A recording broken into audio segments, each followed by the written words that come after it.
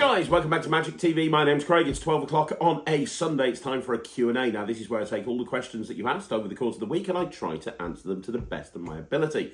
First of all, thank you very much for continuing to watch Magic TV. Thank you very much for continuing to subscribe to this channel and watch any videos I put up. I really appreciate it.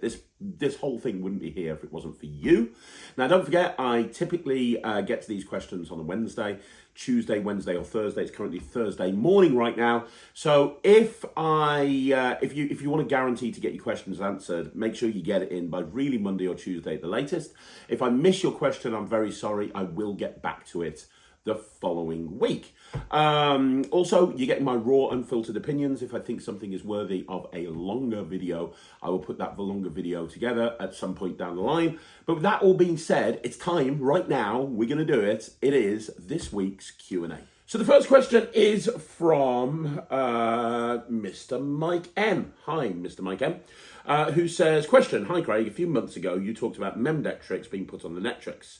Any idea of when this is happening? Thanks. Yes, hopefully this next upload, there's an upload tomorrow. We've started filming and editing them. We're kind of working 3 months ahead with the Netrix, even more with the silver level. So hopefully next week, you'll start to see some, if not really the upload after, but there's about 10 or 12. We're going to have our own mem deck section on the Netrix. Yeah, some of my favourite mem deck stuff is going to be on there. So hopefully this Monday you'll see a couple of them drop on there. Okay, hope that helps. Okay, so the next question is from David Blaine, who says, since you have all these new effects out, are you ever going to walk around with someone and record you while you perform these effects at your gigs, whether it be a bar or walk around or at weddings, etc.? Well, I do the review show Revisited, but it's they're difficult to do. I can't do them every week. It has to be sporadic because it's very difficult to go out and get performance footage that you can use on YouTube. If you go to a gig, it is possible, and I've talked about how it's possible, but you can't do it at every single gig.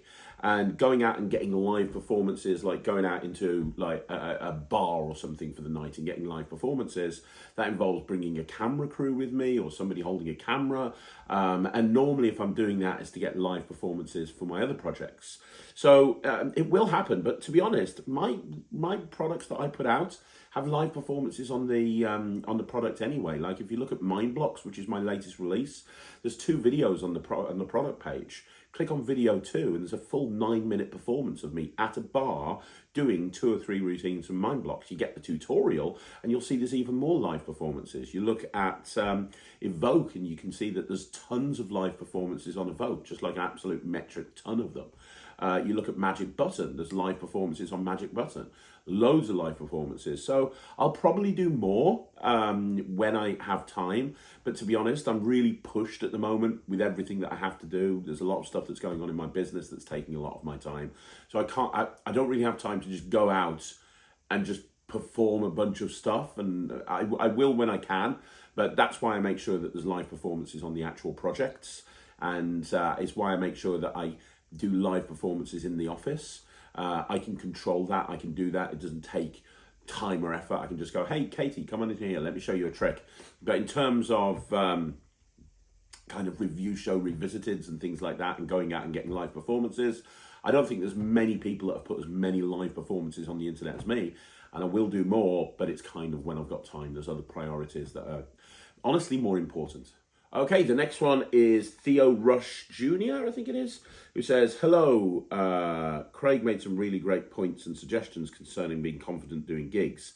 If I may, I'd like to add another suggestion that's worked for me, which is, I have a best friend that loves magic and we support each other in many of the things we do. So when we go out there together, he'll motivate me to perform when the opportunity presents itself. Here's my friend, he does magic and he's blown me away with some of the stuff I've seen him do. With that kind of introduction, 9 out of 10 times the response will be, cool, can you show me something? I'd suggest that you find a really good friend who can motivate you to perform at the shopping mall while waiting in line, etc. Thanks, Craig. Yeah, totally agree with you, man. Absolutely 100%. It's all about flight time. It doesn't matter where that flight time comes from, but the more you have chance to practice performing, the better you're going to be. And if you've got a wingman, somebody who can really push you into doing it, especially if you're a little unconfident, that's a great idea. So yeah, 100%. Okay, so the next question is from Divishan Magician, who says, have you ever done the Goldfish from Phill? Where's the best place to learn it? No, I haven't. It's just not something, I don't really do magic with live animals. Never done magic with live animals. It's just not something that I've ever wanted to do. It's not something I've ever felt comfortable doing, if I'm completely honest. And I kind of think the whole Goldfish from Phill thing is a little weird. I understand the concept. You put a little bit of water at the bottom of the thumb tip, you put the goldfish in there, you have it stored somewhere so it can breathe, it's upside down in the thumb tip, and then you steal the thumb tip, borrow the bill, roll it up and pour it into a glass with water in it, and it's swimming around. And yeah, I just think it's I'm not one of these people that like, hey, we shouldn't use animals in magic, but I just think that like that can't be nice for the goldfish, you know, like dangling upside down in the thumb tip, and then all of a sudden someone's thumb gets pushed in, and then the next thing you know, you're in like boom, now I'm in a glass. And then kind of what happens to that goldfish if you're at a gig and you've produced a goldfish? Has anybody ever discussed what happens to that goldfish? Because it's now in a glass swimming around in water. So are you going to take the goldfish back? Probably not, because you're at a gig, right? So you're not going to be able to take the goldfish back. It's going to be awkward for you. So you're going to put the goldfish, well, you're going to leave the goldfish with the client, because they've got no means to take the gold. What if it's a wedding? They'll probably just put the glass down somewhere. It'll get broken. Or are they going to carefully carry this goldfish back to their house with them? They probably haven't got the stuff for a goldfish because they weren't set up. They didn't think they were going to be given a goldfish. So what will end up happening is it'll probably get tipped down the toilet or something. And I just think, like, it's just the worst thing ever. Like, you know, if the client's aware that you're going to make a goldfish appear and you go, hey, I'm going to come to your event, I'm going to make a goldfish appear, make sure you get yourself a fish bowl because you're going to be stuck with a goldfish, then maybe fair enough. And also, how are you going to transport it to the gig? You know, you've got your goldfish. I know you need to put it into the thumb tip before the gig. How are you transporting it there? Like, I know it's possible, but I just think, no, there's a million things that I could do that's as good as, if not better than, producing a goldfish, and I just don't think. I think it's very impractical, and I think it's going to end up with the goldfish being flushed down the toilet. Okay, so the next question is from Archie Cox Magic, who says, hi Craig, hope you're well. It was really nice to see you, Matt, Ryland and everyone else at Blackpool. It was my first time there and it was the best weekend ever. I'm already looking forward to next year. Glad you liked it, man. Blackpool was awesome. So, you got a question. Okay, so I bought Beyond Stebbins in Blackpool and I've learned all the routines, but I'm struggling with using the roughing as the cards don't seem to stick. Maybe it's the way I'm handling them. Is there anything you can do to help? Maybe I'll ask you in person before the next YMC if I'm still struggling. Yeah, I'm going to be at the next YMC, so come a bit earlier. Me and Ryan will get there a bit earlier, bring your deck and I'll go through it with you. The problem is sometimes different people respond better to different levels of roughness when you're dealing with a rough deck. And the Stebbins deck is especially different because it's not like you're roughing cards together to begin with. That's not how the concept works, as you know. But if you're concerned, maybe just add a little bit more roughing. So maybe add a little bit more roughing. So literally just take a roughing spray or take a roughing stick and just make it a little bit stronger, and then you'll find that it'll probably work a bit better for you. Worst case scenario, if you've got an invisible deck that you use and you like that invisible deck and it's the right level of roughiness, get yourself another invisible deck, take that invisible deck apart and use that, just put it into Stebbins, and then you've basically got the same thing. But in terms of Stebbins as well, I've got a bunch of other Stebbins routines that I've been working on. I was showing some of them around at Blackpool, actually. They are killer. And I'm probably going to put them up on the Netrix, I think, maybe. I haven't actually fully decided. Or I might just film them and add them to the Beyond Stebbins project. But I am going to be putting some more Stebbins routines out in the next few months. So look out for those. But I'm really glad you liked it. Okay, so the next question again is from Archie Cox, who says, what is the Patio force useful for? Are there any particular things it makes sense to use it for, so it's not just a process to force an item? Are there any things? Yeah, I mean, I find that the Patio, interestingly, I've got a video going up soon. And the video is 3 verbal forces that are awesome or something like that. And one of them is the Patio force. I really like the Patio force. And if I was doing the Patio Force, I would incorporate it into a longer routine.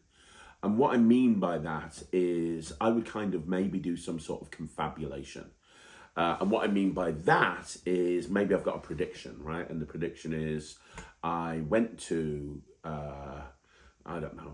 I'm trying to think of a confabulation that would make sense with the Patio Force. You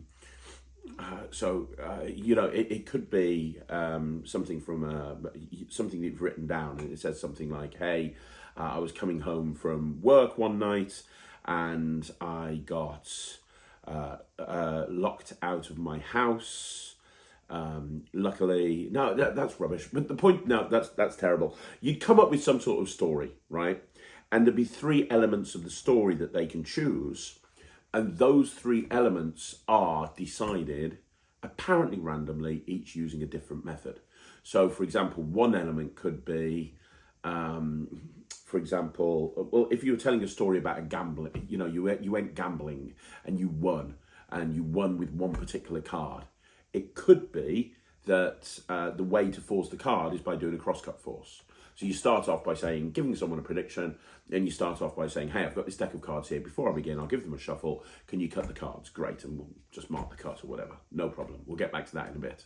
Now, that prediction has actually got a story, and you're going to fill in parts of the story. So the first thing is how much, it's about when I went gambling at a casino, and I won. And you get to decide how much I won. And I've got a £10 note, a £50 note, a £20 note, a £5 note, a pound coin, a 2 pence. You know, you've got all these different things, and you use them. You said we're going to eliminate down to 1, and you do the Patio Force. So let's say it's the £10 note. Okay. So you've used the Patio Force for just that one element. So it's not used to just pick an item. It's used for one element of the confabulation. So you go, right, £10 note, that's one element of the story. The other element of the story is you won £10. It's what you were playing at this casino. And I have on my phone 100 different games that you can play in casinos. You got roulette, you got blackjack, you've got poker, you've got this, you've got that, you've got the other. Give me a number from 1 to 100, bloom, and use digital force bag to force the actual game that they were playing. So now you've forced the amount that you've won. You force the game that you were playing, and then you say, now at the beginning you cut the deck. Let's just have a look at the card that you cut to. You cut to the 7 of diamonds, or whatever it may be. Brilliant. I gave you a prediction at the beginning. Open it up. And then they read it, and it's like, hey, at this game of cards that I was playing, I won. I won big. I won a £10. And, you know, I decided to play blackjack, and I won £10. And the card that I ended up winning with was the 7 of diamonds, or something like that. That's literally off the top of my head, but it'll give you an idea of what I mean, which is you're using the Patio Force as one small element of a confabulation. So you're forcing 3 items, and it's one of the things that you're using to force one element of that prediction, which is ultimately going to be true. Now, the key thing is, you know, as a young magician, you're probably not going to be talking about going to casinos. So it's about taking that whole idea and weaving a story around it, which makes it believable that you would have done it. So hopefully that's not too waffly and it makes sense of what I'm trying to say. Okay, we've got one more question from Archie Cox, who says, I've started performing in care homes as my first time, not in front of a family. Would restaurants be a good next step, and then go into doing weddings or other events? Yeah, absolutely. Care homes are great. Restaurants are awesome. I'm a big advocate of restaurants. You know, I love restaurant magic. We've got a ton of content up on the Netrix about restaurants and getting restaurants and booking restaurants and, you know, all that sort of stuff. But restaurant magic is a great way to cut your teeth, because you're literally performing non-stop. You're going from one table to another table to another table, normally a couple of hours, 2 or 3 hours a night. You're literally just going around non-stop performing magic to people. You get very, very good very, very quickly, and it's an awesome place to work in new magic, because if you've got a new trick and you've not worked it in, and then you do 2 restaurants in a week, you've probably performed that trick 30 or 40 times, and you'll know it inside out, back to front and upside down. So yeah, restaurants are a great place to go. And you know, the nice thing about restaurants is you can get good before you go to weddings, because there's a lot of competitors in weddings and a lot of magicians that do weddings that have been doing it for years. So it's a great place to cut your teeth before you go into that wedding market. So yeah, I think restaurants is an absolute fantastic place to go and start doing magic, 100%. Okay, so the next question is Corner Eagle, who says, given the collabs with Phil Smith, any chance, I mean Phill willing of course, of having a chat with him about card design, and more specifically, what makes a good marking system, what makes a bad marking system, and how you know when it's obvious versus not obvious enough. I'm fooling around with designing marked decks and the difference between once you know the secret, you can never unsee it, and everyone can see if. It's incredibly hard to spot when you're the one who came up with the secret. Yeah, I think that would be a great thing to do. I'd love to do that with Phill. He's a very busy man. He's constantly working on about 4 million projects. But yeah, I mean, I'll speak to him and see if we can make that happen. And we'll do it as a Talk Magic at some point. Okay, so the next one is Mick K Magic, who says, hi Craig, I'm booked for a birthday in June and another birthday child has severe autism and is non-verbal. He's 6 turning 7. What tricks do you think would be appropriate? I usually do the balloon swallow and I doubt balloons would go over well. Yeah, I'm not an expert when it comes to autism. I have, and I've spoken about this on the channel before, I have people within my company who are amazing at performing to children with autism. I'm not as good. I know a couple of things like, yeah, balloons would be bad, loud bangs would be bad. And a lot of people with autism take things literally. So you wouldn't want to say things like, I want you to laugh your head off, you know, hope so hard that your head explodes, right? But I don't know much about performing to children with autism, unfortunately. Maybe, you know, I've had this question come up before, so maybe I get somebody who is an expert at it to maybe talk on camera about it, if that's something that people would like. But I mean, if the child's non-verbal, I mean, their understanding is going to be absolutely fine. I would try to stick as closely to your normal show as you can, and just have confidence and faith that that show is going to be good. I mean, that's probably on what I would do in your situation. If you want to do some stuff that's more visual and there's more magic elements involved in it, and you want to do some stuff to music, that probably wouldn't do any harm. But yeah, I can't really offer too much advice in this scenario because it's not something that I'm an expert at. But I can, you know, if you want to see a video of that sort of thing, I can probably make it happen. Okay, so the next question is from Magic James, who says, hi Craig, thanks for all you do for the community. Question, what's your setup for your stage headset mic? I'm starting to piece together for my stage show. Currently, I'm only testing short things out at open mic nights where sound is already set up. But they only have mics in stands. So the ability to quickly jack into their PA and go is preferred. I've found things on Amazon in the $50 range, but that seems too good to be true. I very, very quickly, when I started to do stage magic, realized that the single most important thing that you need is a good mic.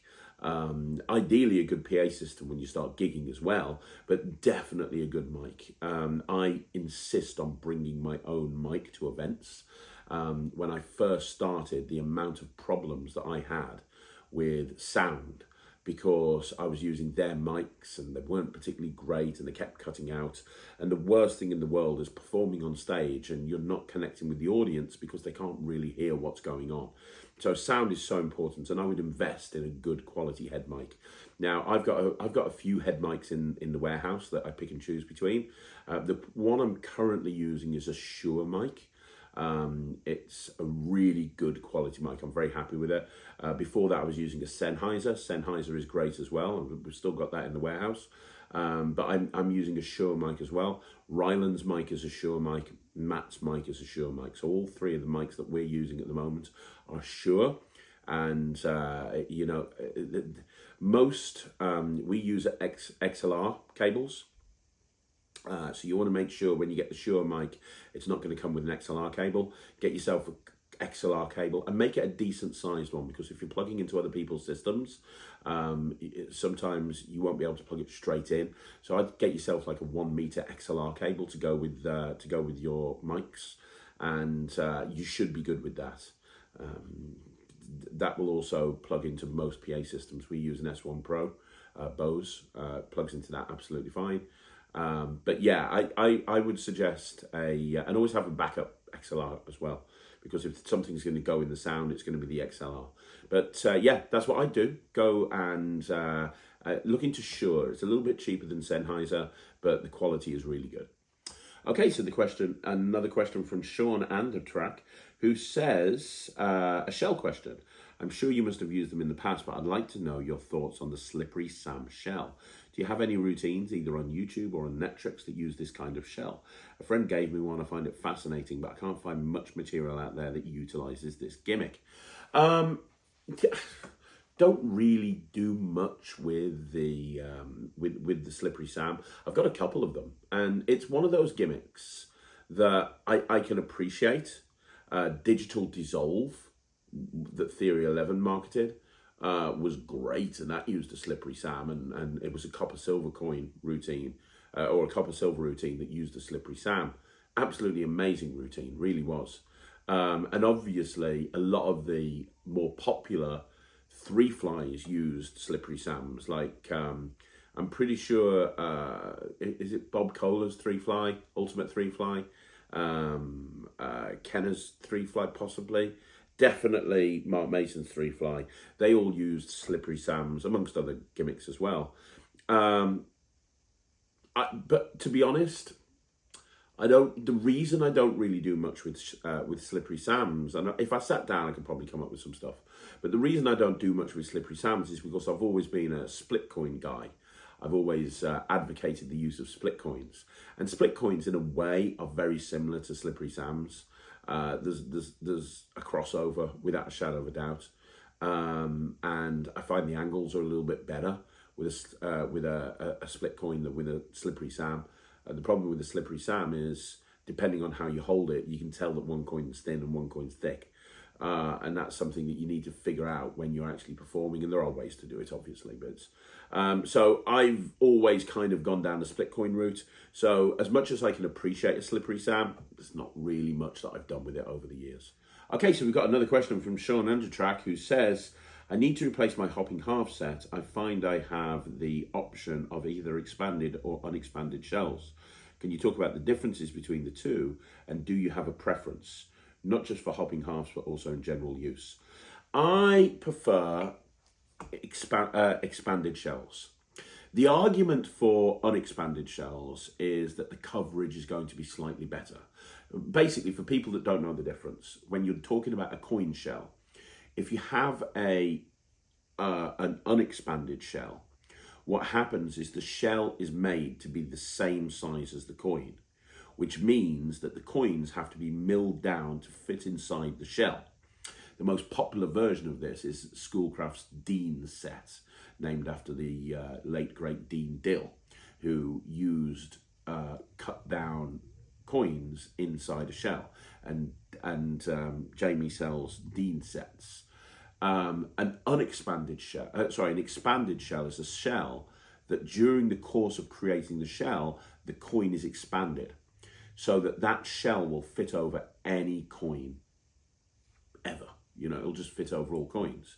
Now, generally, it's believed, and it's true, that if you use an unexpanded shell, the coin will look a little bit better. The shell, when it's falling over the coin, will look a little bit better. And it's true.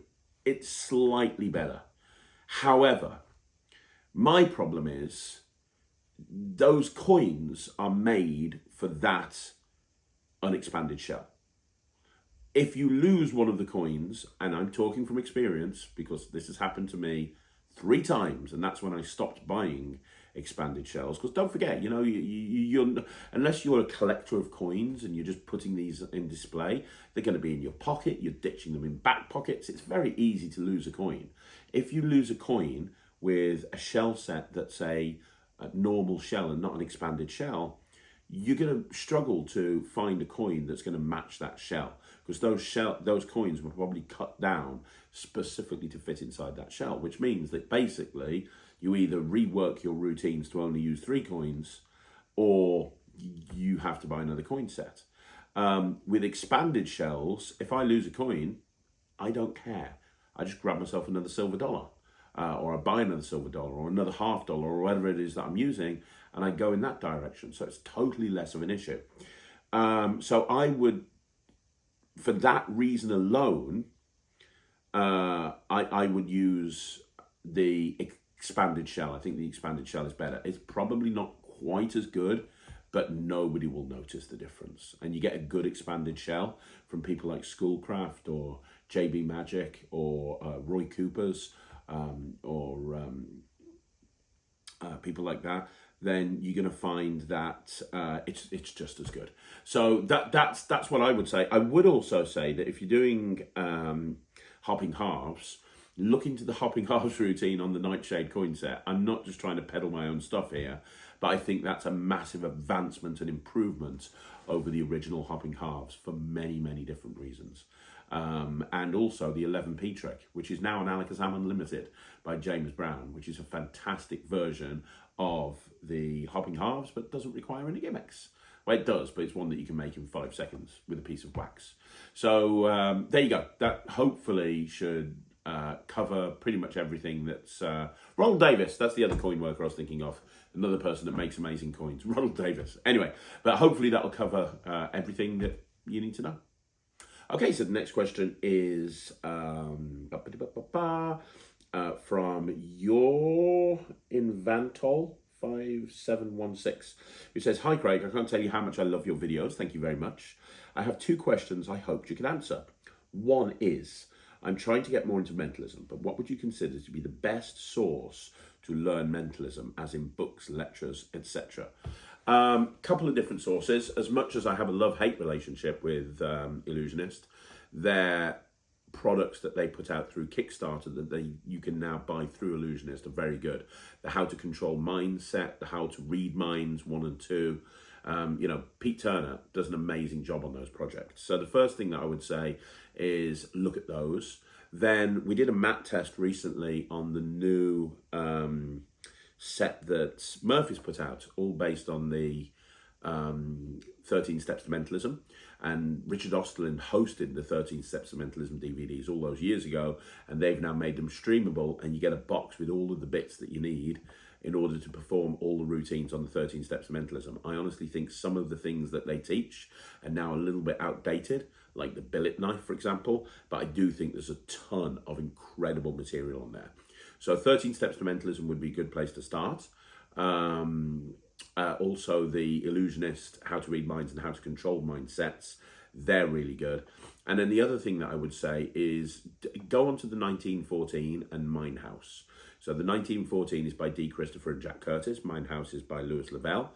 There's tons of downloads on both of those websites that really delve deep into certain aspects of mentalism. So if you want to know about billet work, you go to the Billet Masterclass on the 1914. You want to see some really killer mentalism, go check out Mark Pull's Anywhere Act, that's also on the 1914. There's tons of downloads that you can get immediate access to. So I would suggest those. And then the place where I learned a lot of mentalism back in the day was another Richard Osterlin product, and it was Easy to Master Mental Miracles. And I think there were like 6 volumes of those altogether. You can probably get them downloadable now, I don't know. The DVDs are probably going to still be available somewhere, but they were my favorite mentalism DVDs back in the day, and I still do several of the routines off there now. So yeah, if you're going into mentalism, and obviously Luca Volpe, go check out Luca Volpe's group, and his Nyx deck especially is very good that he's just brought out. That should cover you. Okay, so the next question again from Your Invanto 15716 is, I'm subscribed to a Magic streaming service already, which I'm happy with, and I'm considering subscribing to the Netrix. Would you recommend, however, being subscribed to 2 at the same time or not? Yeah, I mean, it's up to you. If you've got enough time to put the put the work in and learn some of the routines, then yeah. I mean, I am biased, but I think that the Netrix has, probably as much, if not more, to offer than anyone else. Like when we launched a couple of years ago, 2.5 years ago, I made the very bold claim that every 2 weeks I would upload 5 new routines to the Netrix. And every 2 weeks since launch, including over Christmas, and while Ryland was on America's Got Talent and Britain's Got Talent, and through all of that process, I've uploaded 5 new tricks to the Netrix every 2 weeks.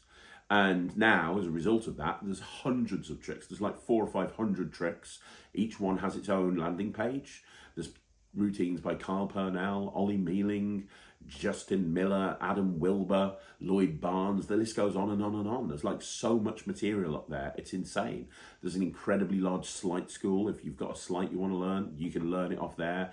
If you go to silver level, there's business advice, how to get more gigs. And then you got the VMCs. You know, every week I host a virtual magic club. In fact, there's one tonight and I'm doing coin box magic, and we're just going to spend a couple of hours jamming, and I'm going to be teaching magic with coin boxes. So I'm a big fan of the Netrix. It was set up so that if I wanted to join a streaming platform, the Netrix would be the one that I would join, because there's a lot of interaction, a lot of interactivity. It's not just tricks, there's a ton of other stuff as well, and it's all original content. It's all original content, and we're putting new stuff up all the time. So I'm a big fan, but you know, it's really down to you. Have you got time to go? And it's only useful if you've got time to dig around in there. And the nice thing about the Netrix, and I don't know any other platforms that do this, it's not just streamable, it's downloadable. So you can download the stuff and watch it, you know, when you're offline, which is great. If you start a course and finish it, if you start a course and you're halfway through, you go back into it, it shows there in your dashboard. Everything's catalogued by difficulty level, by the type of magic, by creator. There's just a lot of stuff in there. So yeah, it's up to you. Try it, see what you think.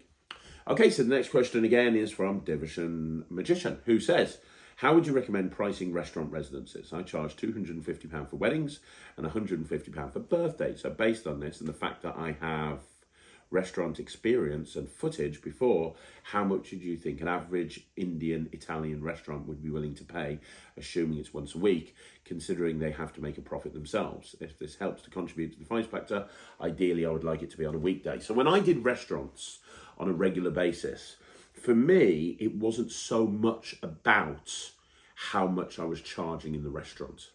For me, it was about how much work I could get from that restaurant. I almost looked at performing in restaurants as a way to work in new material, as a way to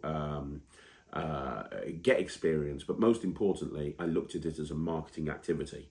So what I did is I approached the type of restaurants that I wanted to perform in. So I would approach restaurants where there were very high-end corporate clients that went in there, because then it allows me to give my business card out to every single one of them. The amount of work I got doing that was insane. Now, here's a tip of how to do that. Go and, like, let's say that you live in Birmingham, right? And you want a restaurant residency in Birmingham. What you do is you ring up a hotel. You find all of the nice hotels in the Birmingham area, not like the travel lodges, not like the really nice hotels. And you ring them up and you ring up reception and you go, hey, I was wondering if you could help me. Next month, I'm coming down. I've got a booking for 3 or 4 days, and I'm going to be attending a corporate event. But on the first night, I'm going to be taking some clients out for dinner, and they're very important clients. Where would you recommend that I take them? I want to take them off-site. What restaurants nearby would you recommend I take them to? And then what you do is you'll get an answer, and the answer will be the nicest restaurants in that area. So you ring up 10, 15, 20, you ring up all the nicest hotels in the area, you do that, and you get a list of all of these restaurants. They'll probably give you 2 or 3 restaurants each. Now, there's probably going to be a bit of a crossover, but then what you do is you target those restaurants, and when you're trying to get restaurant residencies, you target those restaurants. And for me, as I say, it's up to you how much you charge. I mean, it's completely up to you. The bottom line is restaurants don't pay as much as normal gigs. They can do. Certain restaurants will, absolutely. But generally, as a rule of thumb, most restaurants won't pay as much as a normal gig, right? But you got to kind of think of it. I know you're wanting Divishan to go full-time soon, and you're going to finish education and you want to go full-time. So one thing that you have to kind of think of when you first start is you have to make sure you've got regular income coming in.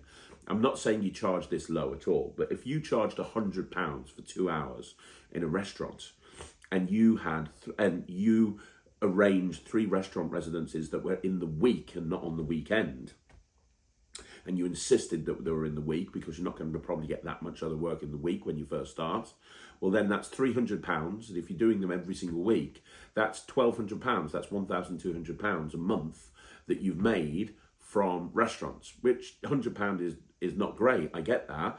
But that's almost £1,500 that you've got from just going out and working restaurants. But more importantly, if you get the right restaurants, how many times have you taken details down of somebody that says, oh, you're a great magician, can I speak to you about an event? How many times have you been able to connect with people in those restaurants that potentially could book you? It's all about networking. It's about using that restaurant as a marketing activity.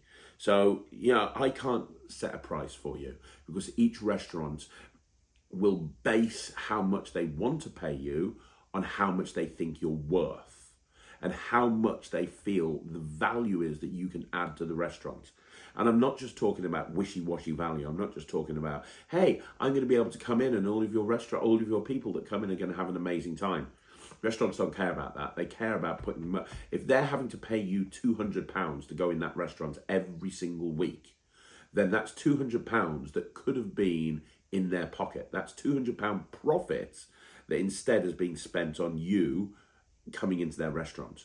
So what are you doing in order to make that £200? Because just coming in and doing some magic tricks and making the guests happy isn't enough. Because if it's not like if you weren't there, people would come into this restaurant and go, you know what, this was good. We're not going to come back though because you didn't have a restaurant magician. So you need to figure out how you can pitch those restaurants and make yourself valuable to the restaurant so they can clearly see that you being in that restaurant is going to be beneficial from a financial and a profitable point of view. Okay, so the next question is from Nemed Phoenix. Hey, Nem, who says, I think you've told the Nemed didn't pass first time in the Magic Circle story enough. No, Nemed, that is a story that I'm going to continue to tell until the day that I die for two reasons. One, it annoys you, but two, and most importantly, it is, I think, quite inspirational. You are, and I've said it on this channel over and over again, one of the best close-up magicians that I've ever met, and I'm in awe of your talent. Nemed is amazing. If you go and see him at a convention, just get him to perform for you. He's just so good. And the fact that you didn't pass first time getting into the Magic Circle just shows that things can go wrong. When you've got somebody like you who kind of messed up a bit through material choice, it shows that it's okay to make a mistake. So no, it's an inspirational story and I'm not going to stop telling it. And also it annoys you, so that's a bonus as well. Okay, so the next question is from Divishan Magician, who says, what should you do if somebody guesses the method before the trick's even begun? All right. I was doing bottle through table, and when I was wrapping it up, someone said, is that a fake top? This wasn't because I wrapped it badly, but rather I think he might have known this before. The point is, I had to just go yes and move on to a different trick, which was a shame. What would you have done in this situation? Well, first of all, that's not before the trick began.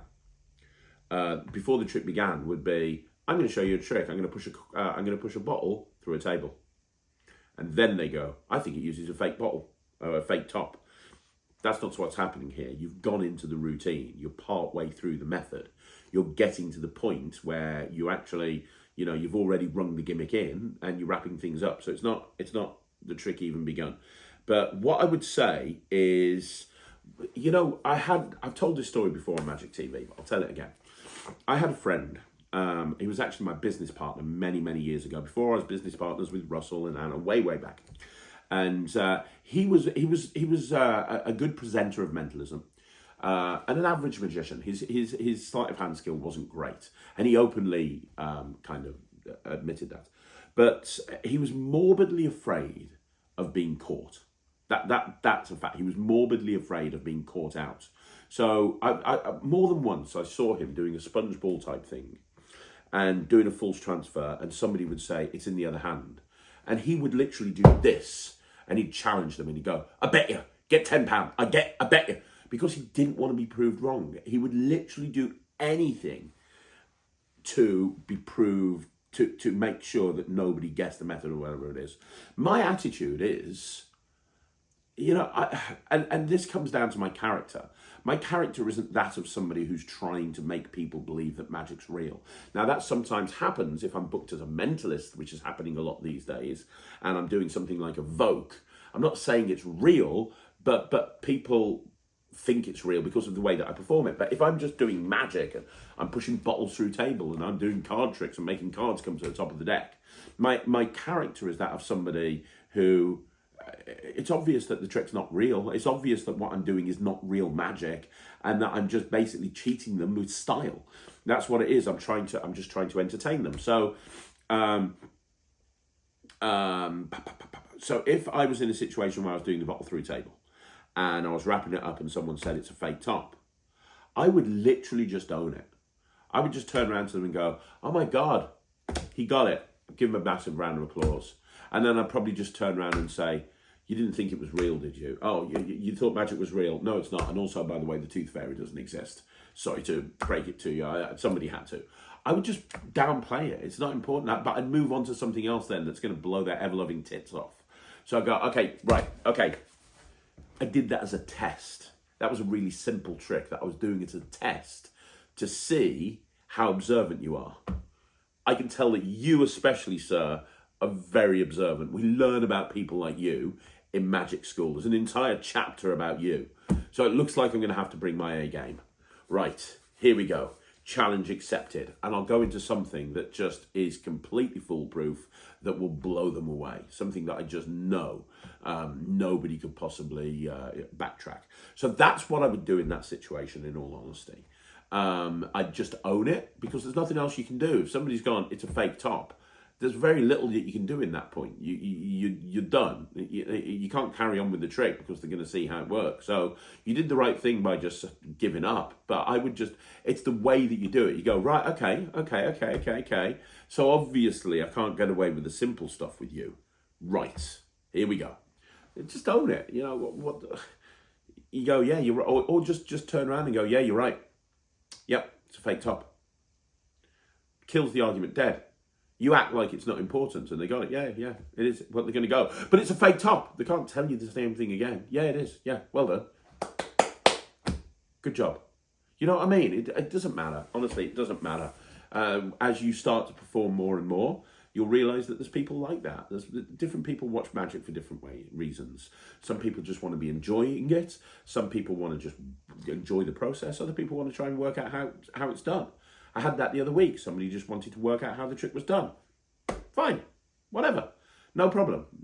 You'll realise what these people are like and who these people are like through experience before you even start performing. You'll get a measure of the crowd. And the skill is to choose the material based on the people that you're performing for. So if you realise the people are going to be quite analytical, so you go up to a group of people and you go, hey, my name's Craig, I'm the magician here today. I want to show you some magic. If they go, right, okay, come on then, magic boy, you know that they're going to be trying to catch out what you're doing. In which case, your material choice might change to when you go up to a group of people and, you know, there's people go, oh, I love magic. Oh, yeah. That might be a different thing, right? So, and this will come with experience. You know, you're young. And you're already very skillful, but as you get more experience, you'll pick a lot of this stuff up. Okay, so the next question is from Stephen Devereaux, who says, hi Craig, hope you're well. I miss your review show Revisited. So I know you're always busy and you buy so much, but will you do it again? Yeah, I'm definitely going to do them again. It's just finding time. I'm very, very busy at the moment, and I don't have as much time as I should have, but I will do it. I will be doing the review show Revisited again, absolutely. Okay, so the next question is from Phill Finley, who says, hi Craig. Joanne Finley, who says, hi Craig, my question is about ESP matchups. Wondering if you know of any that involve getting two spectators to match up with each other. Something I'm working on at the moment, even if something similar you know of that might help me get there. Thanks. I'm working on something similar to that as well, which is literally an ESP matchup where somebody's got 5 cards, somebody else has got 5 cards, and they're putting the cards down themselves and they match. So it's something that I'm actually playing around with, and I have been for the last 6 months. I'm probably about, I have a solution, but it's probably about a year away from me, 6 months to a year away from me even doing anything with this. It's kind of currently in the working in phase, because there's a few tweaks that need to be made. But it is something that I've been working on, absolutely. I don't know if anybody else... I spoke to Nemed about this the other day, my friend Nemed, and he said that he saw somebody at Blackpool doing this type of thing, where they were actually doing an ESP matchup routine on 2 spectators, but he couldn't remember who they were, he couldn't remember the name of the company, he couldn't remember the name of the magician, he couldn't remember anything. So maybe if somebody had been to Blackpool and they know the answer to this performance that Nemed saw, maybe you can link them in the comments down below. But other than that, I don't know of anybody who's ever kind of approached that plot before. Okay, so the next question is from Mabe Message, who says, "Good morning, Craig. My question has to do with the Chicago opener. Is there a way to do it while retaining the top and bottom stock? The way I first learned to do it used the Hindu shuffle, and it leaves me in a shuffled order. Thanks for your help." I've got a deck of cards here. It's not a full deck by any stretch of the imagination, but and it doesn't have a red card, which is what you're going to need for the Chicago opener, but it'll give us an idea. So yes, there is a way of doing it. Absolutely fine. So let's just divide the deck into reds and blacks very quickly, so you can see what you're going to do. It's a simple solution. You'll probably kick yourself for not thinking about it yourself. But I will go through it for you. So, there we go. So we'll divide the deck into reds and blacks. So there's our little setup that we need to keep. And I'll put, oh dear, I missed a couple of black cards. Sorry. There we go. Was that just that one? Hang on a minute. Oh, dear me. Oh, there's another one. Right, okay. So, I've got the deck divided into reds and blacks. We'll put an 8 of hearts underneath the 8 of diamonds. That'll probably do well. Okay, so this is our setup. Obviously, this is not a red card, but you get the idea.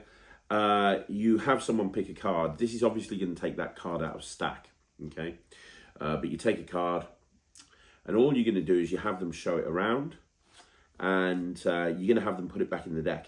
Now, to have it put back in the deck, all you're going to do is you're just going to cut at some point. You can even get them say stop and cut, put the card back there. So this Jack of Spades is going back here, okay?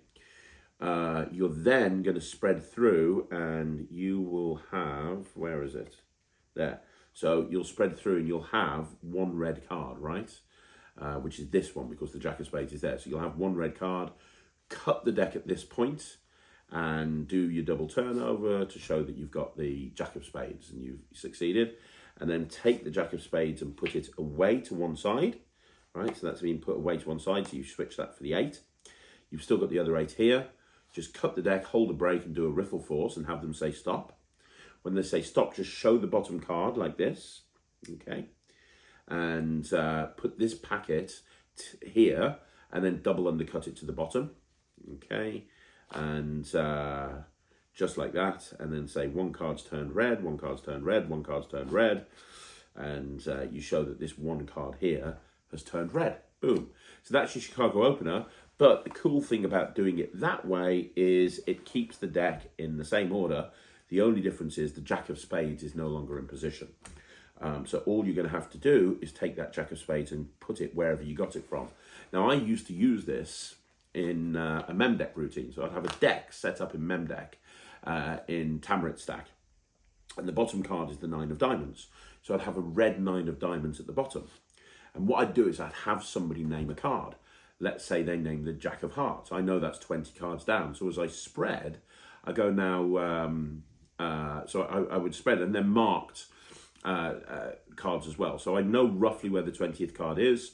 So I'm looking at the marks, and like, let's say this is 19th. I know this is the 20th card. So what I'd do is I'd cull that card out of position to the bottom. So that card's now been culled into position, and I'd cut the deck and I'd go through all the mumbo jumbo, and I would then have that card there. I'd have one card turn red, and it's the card that they named, which is really cool because it's the named card turning red. I'd then deal that card down there, and I've got the other one here, and I'd say to somebody else, let's try this again, and I'd just do the riffle force, double undercut to the bottom, show that this one here is now the red card, put that away in my pocket, and then all I'd have to do is this is here, the 20th card is here, the rest of the deck is set up in order. So all I have to do is just spread through, look for the mark for the 19th card, which is 2 of diamonds in Tamrits, and just move that card into the 20th position, and I'm back in the moniker. So it's a great way of actually doing Chicago Opener, but with a named card. If you do Mem deck magic, it's a winner. Okay, so the next question is from Antonio Diaz Ballesteros, who says, "Hey Craig, what's your thoughts on Crazy Sam's Mind by Sam Huang? I saw it was a bestseller at Blackpool." Yeah, it's very, very cool. I really like it. I talked about it in my video that I did a few days ago. I put it as one of the best tricks at Blackpool this year. It's amazing when you have it performed on you. I don't know how practical it is in the real world. I'm not going to be running around with Pringle cans at my next close-up job, but I think it's an amazing. If you book to do like a house party and people have got chips and dip out, I think this would be, oh my god, such a great trick. So yeah, really good. And shout out to Crazy Sam. He blew me away the entire weekend over and over again. That guy's really good. Okay, so the next question is Dylan Williams Magic, who says, "Hey Craig, I'm not sure if you've already answered this, but how did you get into magic? I'd like to hear your story and when you decided to make it a career. Thanks. I hope you have a great day and I really like your effect chop." I'm going to be doing a video at some point of my journey into magic. A lot of people have been asking me to do that, so I'm not going to kind of go into it now. It's a long story. But I'm going to find somebody to interview me. People have been asking me for like 3 years to do a Talk Magic. So I'm going to find somebody who can interview me, and I'm going to do a full, I'm going to do a full breakdown of my journey into magic and, all of that sort of stuff. So if you know somebody who you think I should be interviewed by, let me know. Wow, I've got about 5 or 6 people that are saying Evoke is amazing, Evoke is amazing, Evoke is amazing, Evoke is amazing. So, thank you for everybody that says thank you. For everyone that said about Evoke, I really appreciate it. It means the world to me. I've got a specific question about Evoke here from Mark Schusenhoffen, who says, "Hi Craig, first of all, thank you. Evoke for me is the best release of the last decade. Related to your great ideas for the new series of creating a routine, just created Gaff deck for Evoke as a spin-off show. I'd love to have at least 14 double backers included to create all the cheeky effects. And of course, release this deck." You know what? People have been asking me for a Gaff deck. It maybe if Murphy's greenlight it, and at the moment they haven't, and I don't know if they will. But if they ever do, I have some amazing ideas for Gaffs. But some amazing ideas. But maybe I'll share some with you, and maybe you can try and do them yourself. But I really appreciate it. Thank you. Next question is from Ian Walton, who asked the question last week about having tricks signed of mine. And I said, if anybody wants something signed by me when they buy it through Magic TV, I'm more than happy to do so. Just let us know in the comments when you put the order in. But he said, "Hi Craig, many thanks for taking my warning seriously. My wife, children and Tabitha are all very happy that you're heeding my request going forward. That's great news. I think there'll be lots of people who'll take you up on this very kind offer. A lot of people like me would be too scared to ask when purchasing, so thank you very much for clarifying. P.S. Tabitha always charges me £20 for signing my wife fronts. She's a money-grabbing git. My wife Sarah, she only charges £10, so you need to negotiate is my advice. But seriously, Ian, thank you so much. So the next question is from Adrian Suter, who says, "Hi Craig, I like mentalism, but I don't like to pretend I have psychic powers. What are your other ways of framing mentalism?" Well, I think it's really just going down the Darren Brown route, isn't it? Darren doesn't claim to have psychic powers or that he can really read people's minds. He uses influence and neuro-linguistic programming and psychological influences and so on and so forth, which if you watch Matt's show, when we put up the Matchumentary, if you watch Matt's show, you'll have seen that that's kind of the same sort of route that he went down. He went down the route of, hey, I'm going to influence you, it's not real mind reading, blah, blah, blah, blah, blah. The cool thing about mentalism, right? The cool thing about mentalism is nobody knows that people can't really read minds. There's no such thing as mind reading, right? It doesn't exist. So because it doesn't exist, the process of reading somebody's mind can really be whatever you envisage it should be. You could tell people that you're influencing them and you're tricking them through the use of the words that you're saying. It could be that you're kind of tapping into their inner, or it could be something else. It could be that, you know what, you have this ability to kind of see what people are thinking, but it only happens if this piece of music is playing, because as a child this piece of music was playing and you got hit by a lightning bolt, and it gives you psychic powers every single time this piece of music plays. So you put this music on, and that's when you tune into whatever they do. Nobody knows what the process is. So you can make the process as bonkers as you want it to be. Or you could just literally come out and say, look, I am a magician. I have spent years studying sleight of hand and misdirection. I can use my skills as a magician to show you that, to make you believe that I'm reading your mind. I'm not really reading your mind. Really, I'm just making you think I am. It could be that. I've got a friend called Jeremy Chisholm who's got an amazing act. His character, his character, his performing character is incredible. And he spends a lot of time talking about grifting and, you know, like conning people and pickpocketing and, you know, sleight of hand and theatrical thievery and stuff like that. But when he wants to go into mentalism, he calls it grift sense, which is, you know, these con men that walk the earth trying to steal your money, and, you know, they're always one step ahead of you. They kind of have this this sixth sense about people and about what's happening. And this is not really a psychic power, but it's a thing that you can pick up over time when you hang around with these sort of people. Yeah, make up whatever you want to make up, because nobody knows what it's like to read minds. So the process can be whatever you want it to be. So I think that's it. I'm just checking. Yeah, that's it. Thank you once again for joining me on another Q&A. Don't forget, you want to see more videos like this, you just got to like the video, subscribe to the channel, leave a comment down below. I'm going to be back again tomorrow with another video. I'm going to be back tonight with another video. Tonight we've got a Mark Mason review show special. 4 of the 5 tricks that Mark Mason brought out at the Blackpool Magic Convention, I'm going to be reviewing, and I'll tell you exactly what I think. And Ryland is actually co-starring on this week's review show special, so make sure that you check out that. On Monday I'm going to be back with a 5x5, but once again, thank you once again for joining. Thank you for watching the channel. I really appreciate it. Don't forget, you want to join the Netrix, you just go to www.thenetrix.com. That's www.thenetrix.com. Go and check it out and see what all the fuss is about. And I'll see you again soon. My name's Craig from Magic